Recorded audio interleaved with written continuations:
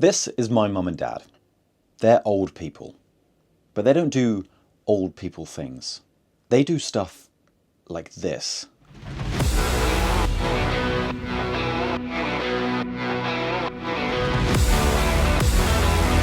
These two compete in Masters Athletics, which is basically track and field for old people. They go all over the world competing in international events, representing Great Britain. And I have the absolute pleasure of watching them compete and win medals for their country. How old do you think these two are? Take a guess. I'll tell you their actual ages in a second. You're actually eligible to compete in Masters Athletics after the age of 35, which means, scarily, I'm only 5 years away from joining them. Masters athletes compete in age brackets, so they're competing against other athletes their age. It's an incredible thing to witness because, they move like young people. And you've not lived until you've seen the over 90s high jump. On this channel, we're going to be following mum and dad's journey and hearing about how and why they're so athletic and so mobile at their age. So hit that follow button to keep up with them. Now, let me introduce you. Would you like to start by just saying your name, your age, and the main track and field events that you compete in? I am Sue Frisbee, I am 65, and I am a heptathlete mainly, but have a keen interest in hurdling. I'm Chris Monk. I normally only admit to being 57, but I'm really 74. And I'm a sprinter. I've always been a sprinter. I'm also a qualified athletics coach, and I'm particularly interested in people's movement patterns when running. Have you always been runners? Have you always been athletes? How far back does it go? I first discovered I could beat the boys at most running events when I was about 8. Won a few things locally, and then I've kind of never given up, but just had the odd few gaps for having children. I was always good at running fast. I came onto the scene and started beating everybody else who expected to be doing well. I know what my PB is. For 100 metres it's 10.3. For 200 metres it's 20.7. Back in the day I was very close to British records, and the world records weren't that far away as well. You don't hang on to what you did as a 30-year-old because we deal with what we have now, where we are now, because we're so wrapped up in what we're doing now. This is what we do. Some things I am still improving, and that's the real kick about Masters. But I do so many different events that I've got a lot of things to choose from to improve on.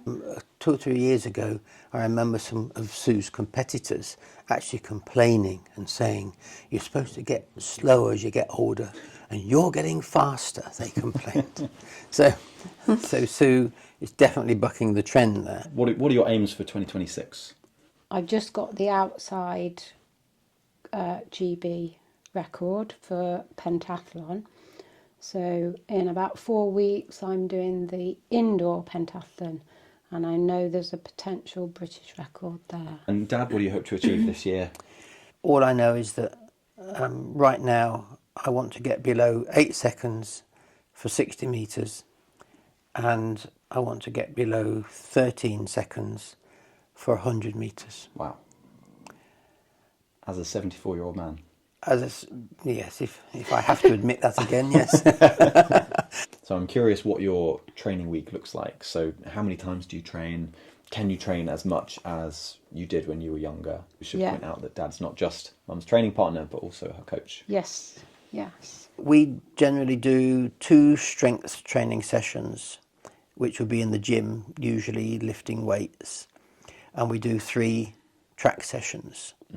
2 complete days off, don't we? 2 complete days off. Now, elite athletes would actually be doing 2 training sessions on days, and probably only having 1 complete day recovery. But that's the only concession really I make to us being masters. So what I want to know is how and why. Maybe we should start with the why. Why are you doing this at your age? I mean, this isn't normal. I hope you understand. Partly for health. I know that it makes a difference, makes a huge difference. And in the end, I think you almost daren't give up. You know, we've had a taste of success. And once you get that, it's like a dangling carrot, really. And it's a good feeling. I know I can achieve. There are big goals out there if things go right on the day. So while you're still winning and still at the top of your game, you'll keep going, but that could carry on It could. forever. Well, Yeah. as you go through the age groups, you're competing against older and older people. Yeah, So you could be the best of that group until you decide to hang up the spikes. maybe. But I think for myself, so when I can't hurdle anymore, that will be a big deal. When I can't get the 3 strides between the hurdles, I won't be happy with that. Do you think there are things you can do to ensure that you can still do it at 75 and 85 and 95? Yeah, just staying strong, staying supple. We do lots of plyometrics, jumping, bounding, hopping, that kind of thing.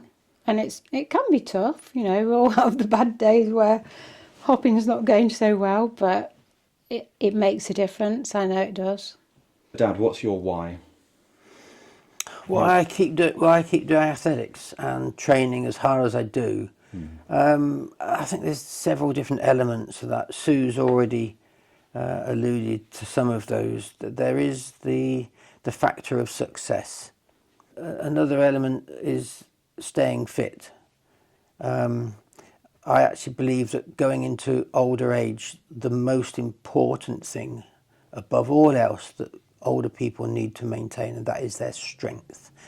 The strength of legs, of their core, of their hips, so that their balance doesn't go, so they're strong enough to get out of chairs without it being a problem. When you've accomplished a really good training session, you know it was hard.